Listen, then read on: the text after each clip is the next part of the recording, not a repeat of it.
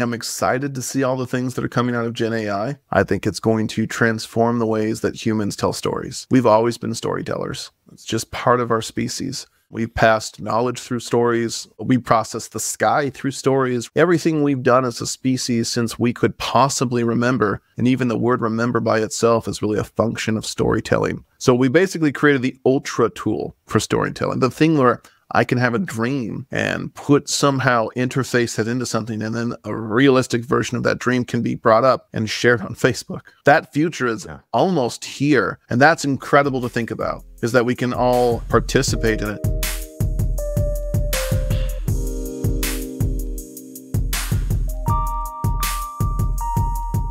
Hi, I'm Boaz, founder and CEO of Augmented AI, and I'm excited that you're tuning in to the Shift AI podcast, a show that explores what it takes to thrive and adapt to the changing workplace in the digital age of remote work and AI. In today's episode, I'm thrilled to have Luke Arrigoni as our guest. Luke is the founder of Loti, a company dedicated to online protection for public figures. If you're someone interested in online protection and how major athletes, artists, executives, and creators can safeguard their digital presence, you are not going to want to miss this episode. We also want to send out a special thank you to Augmented AI for sponsoring this episode. This is going to be a great show, and we're super excited to talk to Luke today. We can't wait to learn more from him. Let's get to it. All right, Luke, I am so excited to have you on the Shift AI podcast today. This is going to be a lot of fun. I'm happy to be here. All right, so you know that when I start, I'm going to read back your resume, and I want to make sure I get everything right. But you went to Columbia, studied at Columbia. You're a software engineer by training, by trade, did a bunch of work, small projects. But then you went to CAA, the creative agency in California, to do a bunch of interesting projects related to Hollywood, software kind of projects related to Hollywood. I actually do want to hear a little bit more about that. And then you started your own company, did it for almost 11 years, AeroCore AI, which, from what I understand, dealt with lots of different and interesting ML projects and kind of deep AI, which I think is interesting because now you're the CEO of a new company, Loti, which is dealing with deep fakes for celebrities, for athletes. We're going to get into that. You're going to be able to tell us all about that. But in terms of the timeline, did I get everything right? Yeah, I mean, that's spot on. Pretty much. Okay. I mean, that's pretty close. Yeah. Now, you know I'm going to ask this because you grew up in Fresno, California, and relatively small town in California. What did your parents do for a living? What was your background like? What was the first job where you actually got a paycheck? Yeah. So my dad was like a PE teacher at like a private little Christian school. And my mom worked in like a clerical capacity for one of the big agricultural boards there. It's like the marketing type boards. Yeah. I grew up in kind of, Fresno's a little rough. So I grew up in like a little neighborhood and kind of had to learn how to survive and figure things out.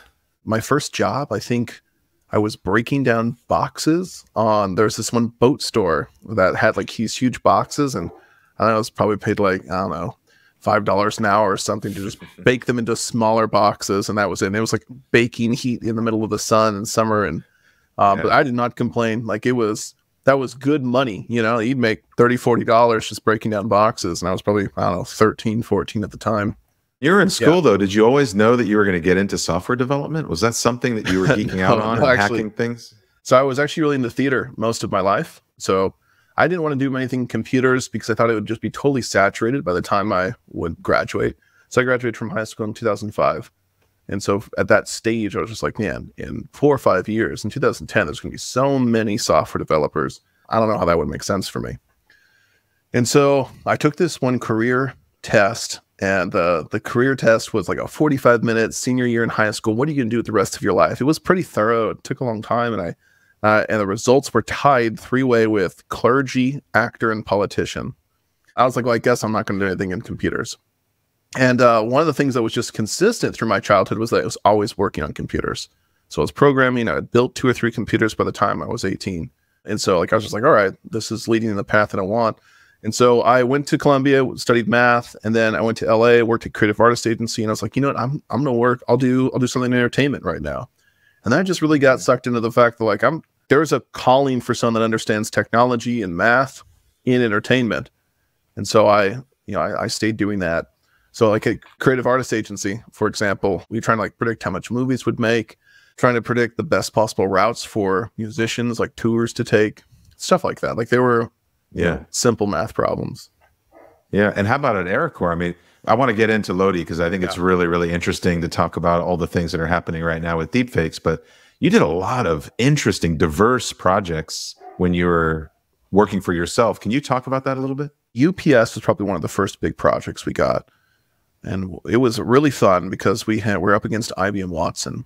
They were trying to do this thing where they're trying to predict what the HS code would be on every box going in and out of the United States, which is basically what all the tariffs are picked on this one code. But we were called by UPS who said, hey, we had IBM Watson trying to figure it out, and they're like 14% accurate. Is this even solvable? And we took like a completely different approach than what the Watson team took. And we actually got like 70 or 80% accuracy pretty quickly. We ended up at like, I think 92, 93% at the end. But we were able to demonstrate like, hey, we thought about the problem differently. We don't have all the resources, but the creative way in which we approached the problem helped us get on near order of magnitude improvement on the model. So that was exciting. That was kind of like a kickoff. We did that. And we did a lot of other projects earlier on. That was back in the era where they called it like big data development or like strategy development. And then later on, maybe in the last 4 years, everyone has kind of settled on data scientist. But yeah, we did big data development a decade ago. Yeah, it's really cool that, after doing a AI ML consulting business, deep data consulting, you decided to go and start a new company in the AI space in a very defensive way, which I think is really interesting. So will you kind of lay out the premise of Loti? Yeah. Kind of describe it. We'll go deeper into it, but I want the audience just to kind of understand in general what the problem space is that we're trying to solve for. Yeah, so I think the biggest problem is there's images and videos of you that don't belong, right? Whether it's stolen off of your phone or uploaded from someone you used to trust or created entirely by a GPU, putting you in a situation that you would never be in or want to be portrayed in. This problem is now a problem that's pervasive. And it's getting easier to put people into situations that they don't want to be portrayed in because the software for it, like, not to call out Stable Diffusion, but they're an open source platform, so it's easy to download them and use them. So you can download something like a Stable Diffusion fork and just run with it. And within minutes, have versions of real people doing things. And so this problem, super clear. In fact, for a long time, we all used to say the thing of like, once it's on the internet, it's on the internet forever, right? This idea that like delete does not exist and like there's this permanent mistakes that are always going to live on the internet. And this challenges that idea, right? Not that we will go and like take down news articles, but if someone uploads a picture of you that does not belong, we've proven that we can find it using our technology, like the face recognition and voice recognition, but also that we can lean on the sites to have them remove it through a whole host of really interesting laws. Yeah, that's super, super interesting. Can you go and talk a little bit about the kinds of people that you're working with? You don't have to name them by names, but who is your customer profile and how have you seen that develop so far? Yeah, so our major customer profile right now is typically public figures is what we call them, right? So it's someone that's out in front, whether that be an actor or musician, that's a big part of our base right now, or if they're a politician or they're an athlete. Those are categories that right now we're seeing a lot of demand, trying to protect your reputation because there's things that people can put out there that will jeopardize your reputation that have nothing to do with you. You could be living to the exact brand that you want to portray to people, and someone can go on a GPU with Stable Diffusion and have you doing something you don't want to do, right? So like even as an athlete or politician, we see a draw there. Yeah, absolutely. Absolutely. So like the brand promise for these public figures and their families is that we'll find the content that shouldn't be there, and then we'll take it down in a very short period of time. That's it. Yep. I mean, when you boil it down, well, we of course can get into, how cool the tech is, right? With face recognition, voice recognition, deep fake detection, auto DMCA takedown tools. Like it's this whole host, we call it a constellation of models, but at its core, that's exactly what it is. We use our technology to find you, locate you out on the internet, and then we issue takedowns, and it's all automatic. So it's not like a human has to get up to search through a web page or a human has to click on the take this thing down. You can make these rules. Like if I end up on an explicit site for whatever reason, If it be deep fake or real, it needs to come down. I don't want that. That's privacy invading. So then we would execute on that strategy. Yeah, it's amazing. Now, for the audience, you're based in Seattle, but also have folks in Los Angeles and other places. Where are you in the stage of the company? Can you talk a little bit about that? Yeah. So we've been around for a couple of years, and we're just now starting to pick up, probably in the last year, we've picked up a lot of steam. We are closing our seed round right now, and we have absolutely the best partners for it. In terms of our partnerships in the industry, we've partnered with WME. And WME is, I mean, they are the ideal partner to have. They're strategic, they're connected, they're honest, right? So like having someone that can tell you, this is what the world really looks like, Luke, and we think we could connect you into this part of the world, it was good. It's like you have a partner that really wants to work things with you, and that's amazing to have. So highest possible endorsement for them for a partnership. I saw recently that you were in the LA Times and there was an article about you and WME. Can you tell the audience that doesn't really know about Hollywood what kind of talent agency that is? Because there's a few of them, and WME is one of them that sits in this ecosystem. Yeah, so there's, well, we think about three really big talent agencies. WME, that's William Morris Endeavor, CAA, Creative Artist Agency, and UTA. And so out of these three agencies, it represents the vast majority of the people that you would say, hey, can you recognize that person's name? And then if you could recognize their face, but maybe not their name, they still might be repped in one of these places, but there's about 15 other agencies that represent, the up and coming folks in Hollywood. So they're still really high quality agencies. A lot of them focus really deeply. They have different strategies, but essentially there's about 20 or so agencies that rep 99% of all talent actors that are currently working today. Before we go further with the interview, I want to take a moment to tell you about one of our podcast sponsors, Augmented AI, and how they are transforming businesses with GenAI solutions. Augmented AI specializes in helping organizations uncover and address internal workflow challenges that GenAI can solve. Their comprehensive process starts by identifying and prioritizing business problems, and then assessing each based on value, effort, and risk. Once a problem is selected, the Augmented AI team tests and validates the solution to ensure that it works. Only after this thorough validation do they draft technical requirements, which serve as a blueprint for building and deploying the solutions. The real beauty of partnering with Augmented AI is that they don't just stop at strategy and feasibility studies. They actually stand up the solutions and manage them for you so you can focus on what you do best. If you're interested in experiencing this innovative approach to deploying GenAI solutions, visit simplyaugmented.ai and click on the Learn More button. That's simplyaugmented.ai. Now back to the episode. Yeah, it's pretty amazing to have such a strong partnership with that group. Yeah. So are there any public figures that you can talk about that you're working with, or do you try to keep that pretty private? We really are trying to keep it private. So think about it this way too. We're trying to help them regain a lot of their privacy. Like for them, obviously privacy is a premium. It's something that they can't even get with. Like there's no amount of money and time, right, that will regain their sense of, I would like a private moment to myself. But what we can do is reach out at least onto the internet and give them some privacy back there. And so I'm trying to respect that these days, and make sure that we don't get too name droppy with everyone. But I would say that we're representing a few of the highest paid people in Los Angeles. Definitely talent that you've been watching for many years. People that are at the height of their craft that really want to focus on how they can improve their craft without worrying about someone making a deep fake of them. That's just the craziest stuff, right? Like that is the worries they have, right? So we are, we're happy to play our part there.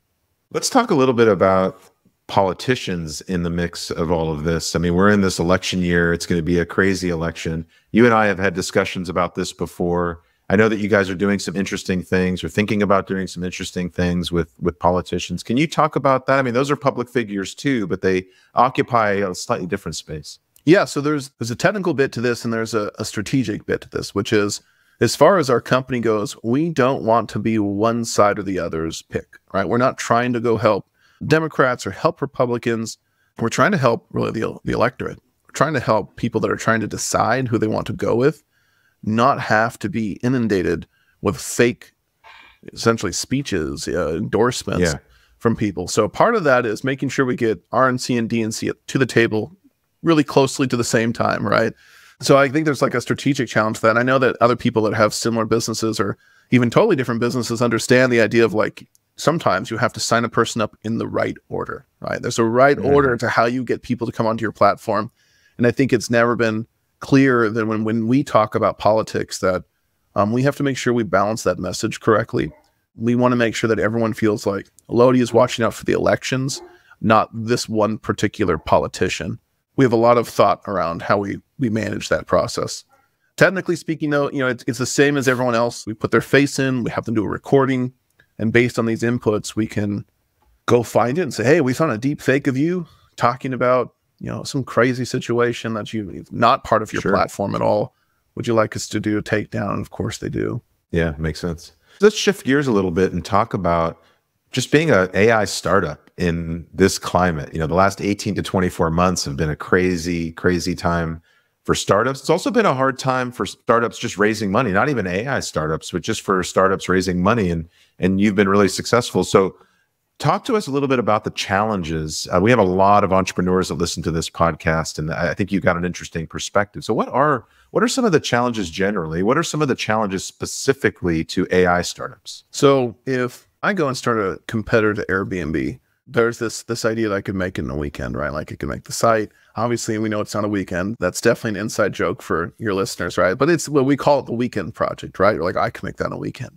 But we all collectively know that anything with AI is not a weekend project. And so what you have is all of the normal constraints of if you had to build a company like Airbnb, right? The networking, the engineering, the uptime, SLAs, that kind of thing. Like there's this whole idea, this thinking around how do I raise up a company without having to think about AI? All of those still exist. But you have this added thing, which is you have this resource that's extremely constrained right now, which is compute. Compute is not cheap. It's not cheap if you buy it yourself. It's not cheap if you rent it from someone. And even if you have all the money in the world, you are on a back order with NVIDIA on when you get yours. And so this has been really fascinating and exacerbated by the semiconductor shortage over the last few years, which is now seemingly getting resolved, but for 2 or 3 years was causing huge issues. So to be real practical, the big challenges we had were we had to incur huge compute costs that way outstripped our revenue, right? And like, how do you solve that problem? Obviously, capital partners are good, right? It's really helpful to have someone that can help you write those checks. But realistically, that only gets you 20% of the goal. The last 80% is how you creatively think about using the little bit of compute resources you get. Because the fantasy of like, well, I'll build this big model and I'll call some huge VC and they'll just write a check so that I can go get a bunch of GPUs. That is just exactly that. It's a fantasy. It's like what my team did was we had to ingest the internet. So that way it meant that we had to like eke every percentage of compute out of every GPU that was ever on and getting charged by power or charged by AWS, right? Like it was everything that was on had to be pulling its own weight plus a little bit more, right? Like maybe we're burning these chips a little bit. And that actually, one, now that we're receiving funding, we're closing our round, all those systems that are incredibly performant, they've had that Darwinian pressure, right? The economics portion of it, like we will not survive unless it is just not the most efficient possible way to do it. Now we're actually set up in a great way because we're not going to like suddenly go and make worse code. We're not going to revert our Git check-ins that made it more performant. Like it's good. I think my recommendation is if you are doing anything in AI and you're starting to add it up and you realize, man, I need X amount of compute, before you fundraise, it would probably be best if you make sure that you are really optimizing it. And there's a lot of like real specific things you can do, like using Onyx or TensorRT, or there's ways of reducing the problem set so that you have less inference time when you actually go to, run it through your system.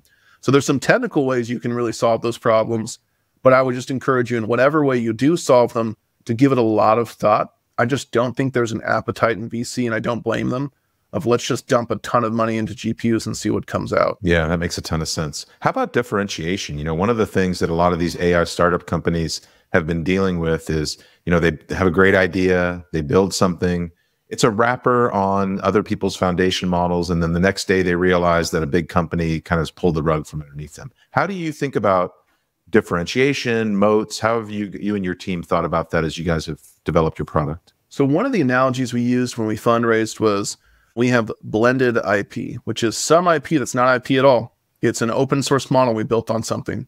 And we became very transparent, very quick about those items. So we just be open in those conversations. There's no moat here, right?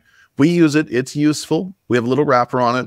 It's automated some part of our business, but we're not like making it part of our revenue story, right?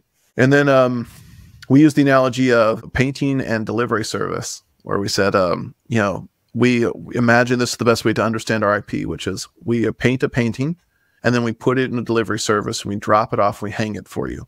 I'll tell you about the IP, how we paint the painting, our models, right, of how we do generate vectors, essentially. 100% IP.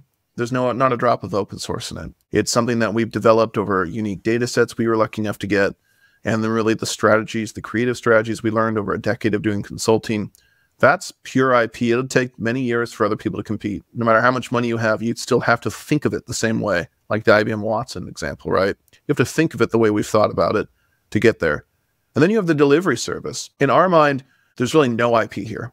You get in a car, you drop off the painting somewhere. In our mind, that's like APIs, vector databases, right? Like it's how we manage our S3. There's a dumb way to deliver the painting, right? You can go the longest possible way to get there, right? But experience helps us drive the shortest possible path. So there is some knowledge. I don't want to call it IP, but there's some moat in knowing how to drive this non-IP thing. How do you drive a vector database to billions of entries, right? Not IP. Doesn't matter who you are. If you're expanding Milbus out to a huge level, it doesn't matter what you say. I'm never going to consider that to be IP. It is experience, though, and it is hard to come by. And so we talk about that. And then the last part is, we call it, it's partial, how we hang the painting. For the most part, we're going to use some open source tools on how we literally deliver like the actual product to you, like in the UI that we show it. But there's some creativity in how we do that as well. And then when we talk about specific parts of our system, it's easy to talk about, oh, that's the delivery part of our system. That's us hanging the painting. And the model of 100% IP, no IP, split IP, I think is a good framework to talk to capital about it. Yeah, I like that framework a lot. I think that's pretty useful. Let's shift gears a little bit. Who along the way has helped you think about these kinds of things? As you've gone into fundraising mode, you're thinking a lot of different aspects of this business, right? You're a CEO that also has deep technical knowledge. Who has kind of helped you along the way? And now, before we dive deeper, I want to take a quick moment and tell you a little bit about one of our podcast partners. As a listener of this show, I know you're trying to stay on top of all things AI and tech, which is why you have to check out the amazing GeekWire podcast, produced by GeekWire and hosted by Todd Bishop. It's a treasure of insights featuring industry leaders and the latest tech trends that are shaping our world, and the perfect companion podcast to shift AI. GeekWire podcast is where technology meets curiosity and covers the world of technology, startups, and geek culture. Expand your tech horizons and join the conversation. Tune into the GeekWire podcast today, a perfect complement to our own discussions here. Don't miss out. Follow the GeekWire podcast on Apple Podcast, Spotify, or your favorite listening app. Now back to the episode. I have a really amazing team. It would be impossible for me to do this without them. I know that sounds really trite, but like there's a lot of truth in that. My team would not. They'd be like, yeah, that's entirely the truth. Luke did not do this on his own. And so I think for me, listening to places where I'm wrong, like listening to my team, and this isn't just about technical calls, right? This is about calls with people, with hiring and firing and such, right? Listening to my team around what I need to be doing and trying to understand their side and their case has been something that I think has helped guide me to the successes I have had. So just being able to say, I don't need to be right about it, but I need to make the right call. So if I come in with the wrong answer and someone's like, Luke, that's wrong, I have an opportunity at that point to say like, oh, you're right, I am wrong, but I can make the right choice right now. And I know that I've just said the same thing 20 times, but that's really important, especially when you're doing something complicated that not a lot of people have done. Making sure that you just listen to the people around you that you trust that are smarter than you is important. Yeah, absolutely. I mean, one other thing, and I've had the opportunity to meet your wife, but you two have worked together for many years, both in AeroCore and in this business too. And I know that she contributes a lot to your companies. What is that like, working with a spouse, and how have you guys been able to make that work? It's double-edged sword, right? One of the best parts about it is you can talk to your significant other about things that are happening, like real deep topics that are happening. Like, we had someone figure out how to deduplicate these vectors. It allowed us to basically do search in a more compute efficient way, right? And when I told her about it, I was like, hey, this specific person, she knows the exact person, right, at the company, figured out this specific problem. She immediately was like, oh, that's going to save us a ton on compute costs. I'm like, yep, that's awesome. That's really awesome to be able to share those kinds of things. And then on the other end of things, she's actually much better at this than I am, in terms of like, I'll like go on a walk with her and she'll just be like, hey, we're talking too much about work. Right. I was like, oh, that's right. Yeah, another thing. So there's guardrails that are kind of required, I would think. And I am not even going to pretend that I'm good with the guardrails. I'm not, but she is. And so I think that's the thing that's a little trickier, right? Is that you have to make sure that your life doesn't become the thing you do together. Absolutely. Absolutely. Well, we're getting to the part of the show at the end where I always ask the same question to everybody. And I like this part because it's fun to go back and see what everybody else said. So in 2 words, as you think about the future, and you've got such an interesting perspective on the good and the bad characters that are contributing to this future that we're all going to be occupying. What are the 2 words that you would use to describe the future of work, future of society, and then you can elaborate? Cautious optimism. Okay. Tell me more. I think I'm excited to see all the things that are coming out of GenAI, right? Like, I think it's going to transform the ways that humans tell stories. That's my truest, deepest belief about the future, is that we've always been storytellers. It's just part of our species. We've passed knowledge through stories. We process the sky through stories, right? Like, everything we've done as a species since we could possibly remember, and even the word remember by itself is really a function of storytelling. So we basically created the ultra tool for storytelling, the thing where I can have a dream and somehow interface that into something, and then a realistic version of that dream can be brought up and shared on Facebook, right? Like, that future is almost here. And that's incredible to think about, is that we can all participate in it. Now, it doesn't mean that all our stories are going to be the same or be equal. Some stories will still be better than others, right? But at the same time, like, I'm very optimistic about that. The caution comes into, how do we metabolize that as a species? How do we ingest that? Like, if I can make any story anywhere at any time, how do we differentiate between what's real and not? Like, obviously, there's a lot of startups doing deepfake detection. We have a group within our team that does some deepfake detection. Like, I get that. There's some solved problems there. But at the same time, it's something to think about, which is, how do we let our own narrative, like our own stories, go forward, and not make sure that we're not making anything too harmful, I suppose. And I think about that a lot. How do we create any story we want, except the stories that as a society we shouldn't have, except sometimes as societies we need to be told stories we don't want to hear. And that's kind of like a complicated place that we've never been good at, and it's going to get a lot worse with this technology. It's really amazing what you guys are doing at Loti. I think that the future that is going to happen to us is going to be good and bad. Yeah. And I think that what you guys have developed and the ability to protect against some of these things across public figures, and really for all of us, is really fascinating. I'm really excited to see how this develops. I really appreciate you coming on the show, and we're going to have you back again. We'll talk more as all of this develops. But thank you, Luke, for being on the Shift AI podcast. Thank you so much for having me. It was a good time. That's a wrap. Thanks for tuning in. Such a pleasure to have Luke Arrigoni as our guest on today's episode. Luke brings a unique perspective on how to protect and manage the online presence of major artists, athletes, and creators. If you want to stay connected to Luke, you can find him on LinkedIn and X. If you're interested in how he thinks about online protection and digital rights management, definitely connect with him and keep up with his posts and activity online. I continue to be amazed by the guests we've had on the show, and I'm excited about the ones joining us in the near future. I truly appreciate you spending your time with us.